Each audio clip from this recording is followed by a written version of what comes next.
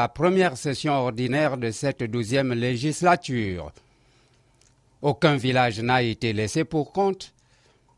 De Saint-Antoine, Ndouvou, Bana Aviation en passant par Massanga, Malembe et Mambi, Angélique Ngoma a véhiculé son message en langue locale afin que toutes les couches sociales en soient édifiées comme elle nous le signifie ici. C'est donc une rencontre avec les militants du Parti démocratique gabonais, certes, mais aussi ceux de la contrée, étant donné que ce siège a fait l'honneur d'élire un député du Parti démocratique gabonais. Nous avons donc l'intercession parlementaire, nous avons un compte rendu à faire, des travaux menés au niveau de l'Assemblée nationale, mais aussi recueillir les points de vue de nos militants et pourquoi pas de nos populations sur un certain nombre de priorités concernant leur vie au quotidien dans la cité. C'est l'occasion pour nous de confirmer encore plus l'ancrage du Parti démocratique gabonais dans le département de la Basse-Bagno, mais aussi présenter, ce qui est fort utile et fort sage, les projets de développement initiés par le distingué camarade président Ali Bongo Ondimba, qui constitue non seulement l'essor économique et social du département, mais de la Nyanga et partant du Gabon tout entier. Outre ses comptes rendus, Angélique Ngoma s'est prêtée à la sensibilisation sur le VIH-Sida, le projet de loi modifiant et abrogeant certaines dispositions de la loi 1989 portant adoption de la deuxième partie du Code civil. Elle n'a pas manqué de revenir sur les chantiers en cours de réalisation, entre autres la route Tchibanga-Mayumba et le pont sur la Bagno. Nous en parlions déjà hier, une délégation gabonaise de la majorité présidentielle vient de séjourner à La Rochelle, en France, dans le cadre des universités d'été organisées par le Parti socialiste français. Invités à prendre part à ces assises, les membres de la délégation gabonaise ont pris langue avec plusieurs personnalités du PS, le parti au pouvoir en France. Le récit de Guylain Cabrel-Lemami. Conduite par l'honorable Ernest Pou-Epiga, député PDG à l'Assemblée nationale, deuxième vice-président de la Commission des finances, la délégation de la majorité présidentielle était composée de M. Rigobert Ikamboyan Deka, membre du bureau politique du PDG, directeur du Centre d'études politiques, Alain-Claude Bilé-Bizet, secrétaire général du Rassemblement du peuple et porte-parole de la présidence de la République, Éloi Nzondo, troisième maire adjoint de Libreville et membre du Cercle des libéraux réformateurs, Alain Bongwere, député PDG à l'Assemblée nationale, Raphaël Tuntum Koge, membre du Conseil national du PDG et conseiller du président de la République. Arrivé à Paris le 22 août, la délégation a eu un entretien dans la capitale française avec le ministre délégué français à la francophonie, Madame Yamina Benguigui. Une entrevue qui a permis un échange fructueux, occasionnant ainsi une perception plus claire de la démocratie gabonaise et des réformes engagées par le président Ali Bongo Ondimba dans le cadre de la bonne gouvernance. Vendredi 24 août, la délégation est arrivée à La Rochelle, où elle a été reçue par le maire de la ville, M. Maxime Bono. Le temps d'une présentation de la situation politico-économique du Gabon et de rassurer sur les engagements démocratiques des autorités politiques gabonaises et l'hospitalité rochelaise convient les hôtes à un cocktail offert par les autorités municipales de la ville. Samedi 25 août, la délégation gabonaise commence ses entretiens avec M. Victorin Lurel, le ministre de l'Outre-mer, ensuite avec Mme Edith Cresson, ancien Premier ministre de François Mitterrand. Une poignée de main et quelques paroles aimables avec M. Jérôme Cahuzac, le ministre délégué au budget, et pouvait intervenir un entretien franc et cordial avec M. Claude Bartolone, président de l'Assemblée nationale. Suivant un contact simple et courtois avec Harlem Désir, le numéro 2 PS, puis un bref entretien avec M. Jean-Christophe Kambadeli, secrétaire national du PS à l'Europe et aux relations internationales. C'est dans le stand dénommé la Maison des élus que le chef de la délégation a décliné le message de la délégation gabonaise, en présence de M. Pierre Cohen, maire de Toulouse et président de la Fédération nationale des élus socialistes et républicains. Un exposé qui a été bien accueilli par les socialistes et a permis d'établir une convergence de vues entre les deux partis. Lundi 27 août, c'est le retour à Paris. Dans l'après-midi, la délégation gabonaise a été reçue en audience par M. Roland Dumas, ancien ministre des Affaires étrangères de François Mitterrand et ancien président du Conseil constitutionnel. L'occasion pour les membres de la majorité présidentielle non seulement de présenter la nouvelle donne managériale au Gabon, mais de démaquiller l'histoire de l'ouverture démocratique gabonaise, mais aussi de présenter des éléments palpables de l'enracinement depuis 2009 de la démocratie gabonaise. Mardi 28 août, la délégation gabonaise a reçu quelques confrères de la presse parisienne, notamment du quotidien Libération et de TF1. Là encore, il s'est agi de rétablir les vérités nécessaires à perspection plus objective des réalités socio-politiques du Gabon. La délégation gabonaise a quitté Paris pour Libreville le jeudi 30 août. Au Gabon, Maxime Ondimba, le député du premier siège du département du Haut-Komo, était récemment dans son fief électoral. Il a profité de cette période d'intercession parlementaire pour échanger avec les populations de sa circonscription électorale. Assam Tchassombo, TV2.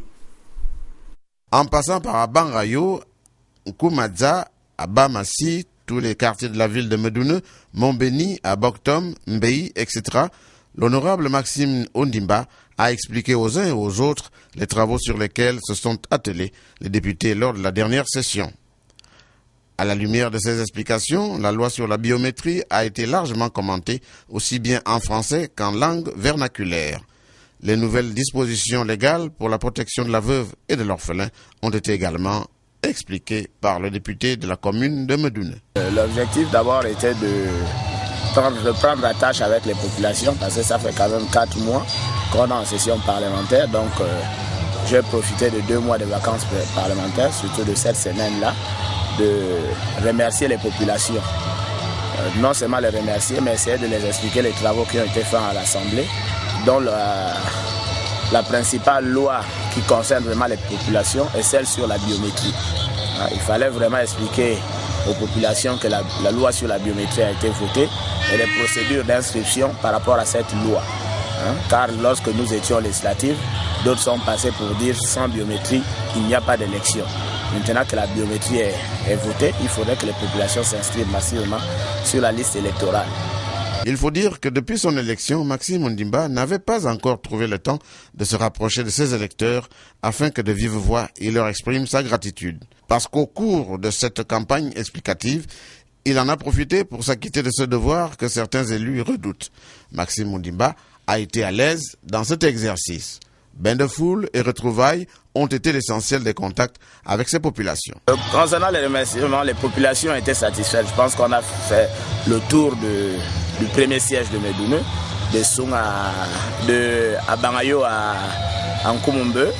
On a terminé, on est passé quartier par quartier, village par village. Les populations étaient satisfaites parce qu'on a quand même des rapports qui nous reviennent après notre passage. Je pense que c'est une bonne chose. C'est une bonne chose, ça nous permet également de préparer les locales et de peaufiner certaines stratégies pour gagner les élections locales normalement. À chaque étape, le député du chef-lieu du département du Haut-Komo a recueilli certaines doléances de ses électeurs qui vont de la réparation des groupes électrogènes communautaires dans les villages où ils ne fonctionnent plus à la construction du nouveau stade de Medoune, l'emplacement de l'ancien ayant été retenu pour la construction de la nouvelle préfecture. Bonaventure Digou Manfumbi, candidat aux prochaines élections locales. Après sa démission de l'Union du peuple gabonais, l'ex-UPGiste est allé décliner sa vision politique aux populations de Kingélé dans le 3e arrondissement de Libreville. Le compte-rendu, Rodolphe Mukambi, Joseph Biyogué. Bien qu'ayant claqué la porte de l'Union du peuple gabonais, le conseiller municipal Bonaventure Digou Manfumbi, qui perdait de facto les fonctions qu'il occupait au sein de l'institution, est allé entretenir son électorat au quartier Kingélé dans le 3e arrondissement de Libreville. Tout en faisant le bilan de son action politique, le conseiller démissionnaire en a profité pour célébrer à sa manière le 17 août, jour de l'accession de notre pays à l'indépendance.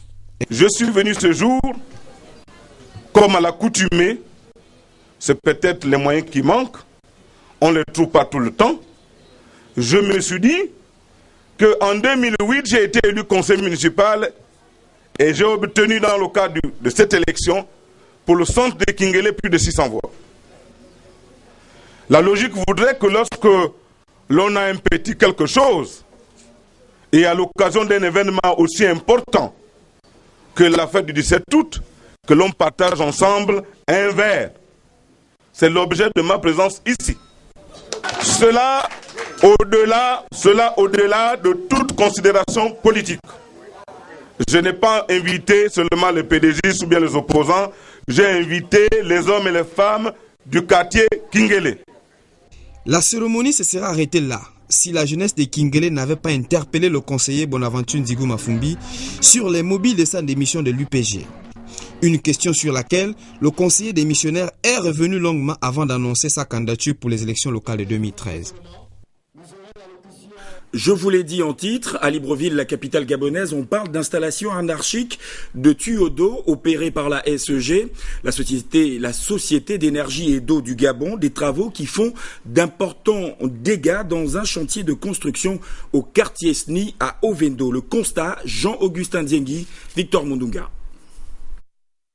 2 mois déjà que le chantier de ce compatriote est aux arrêts.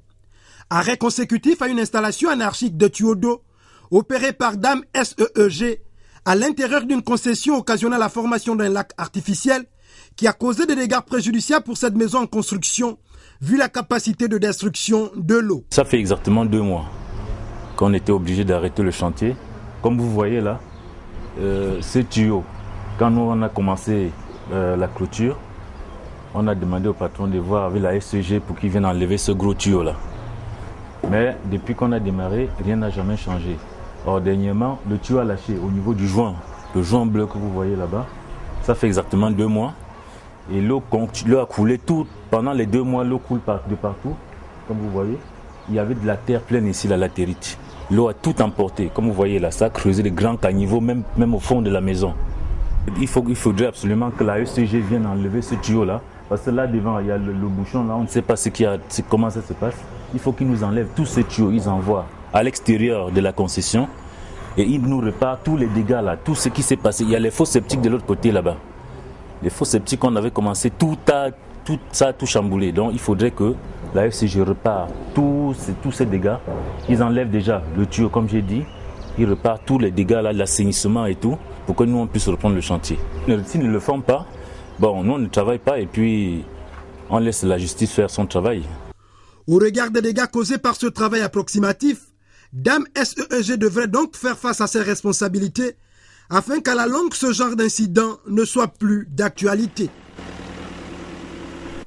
Fin de la 2e journée du séminaire de formation multidimensionnelle organisé par le ministère de l'Éducation nationale à Franceville dans la province du Haut-Ogooué. Les thèmes, une école performante, une classe performante, un enseignant performant et la réussite pour tous les élèves. TV Masuku.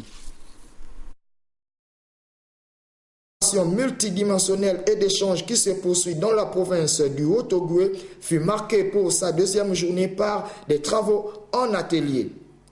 C'est par groupe de 50 personnes que les 8 ateliers formés ont travaillé sous la supervision de Madame Angèle Pélagie Mipoukou, épouse Ngumba, et de notre expert Bakari Diawara du cabinet ACC du Sénégal. Nous avons à dérouler, il y a une cohérence qui les tient. On les a représentés par un schéma global et ils savent que notre action se situe au niveau d'un cadre macro, c'est le système, et il y a un deuxième cadre méso, qui est l'école, et un cadre micro, qui est la classe. La classe se subdivise en 2 éléments, l'enseignant, parce que quand on dit classe, ce n'est pas seulement une classe vide. La classe est composée de 2 éléments.